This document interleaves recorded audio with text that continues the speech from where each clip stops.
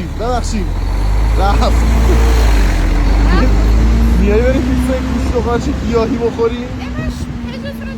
جدی؟ پستامو دیدی تا حالا؟ خب میای بریم با هم یه ویدیو درست کنیم پیتزای گوشت و قارچ گیاهی. آره اگه زمان نمیبره آره بریم. آره زمان نمیبره. بفرمایید اینم رستوران گیاهی بشقاب سبز. بریم داخل؟ بریم بفرمایید. بشقاب سبز 6 ساله که تو مشهد توسط این زوج دوست داشتنی اداره میشه و تنها رستوران تخصصی وگنه. به قول خودشون اینجا غذاها مزه صلح میده.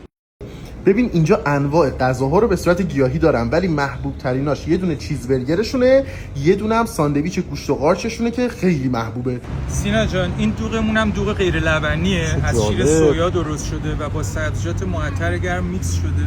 تبش گرمه و خیلی خوشمزه است. خیلی باید باحال باشه. هیچی لبنیات داخلش نداره. چقدر جالب.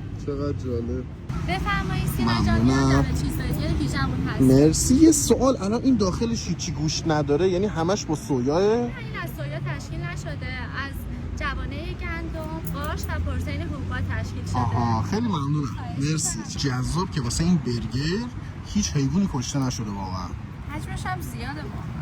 من چی میگم تو چی میگی؟ کسی بهت نگه شاید نفهمی که تو این برگر هیچی گوشت نداره. واقعا خوشمزه است. این پرفروش‌ترین آیتم مجموعه بود درسته؟ بله. ساندویچ گوشت و قارچ و پنیر. این پروتئینش هم گفتین زیاده. بله سینا جان تقریبا تو هر 100 گرمش 30 گرم پروتئین داره. بعد یه سوال ببخشید، و این پنیری که داخلشه مگه محصول لبنی نیست؟ نه این پنیر از شیر سویا درست شده، اصطلاحاً بهش میگن پنیر توفو مزه‌دار شده. آها خیلی ممنونم. مرسی. چقدر این ساندویچ چرب و نرم و خوشمزه است. انگار نه انگار اصلا توش گوشت نداره. خیلی خوبه.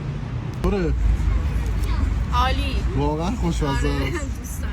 در آخر بگم که داخل اسنپ فود هستن و من واقعا خوشحالم که همچین مجموعه خاص و جذابی داخل مشهد داریم. فکر می‌کردی غذای گیاهی اینقدر خوشمزه باشه؟ نه واقعا من فکر نمی‌کردم. آره خیلی باحال بود. مرسی که اومدی. مرسی از شما.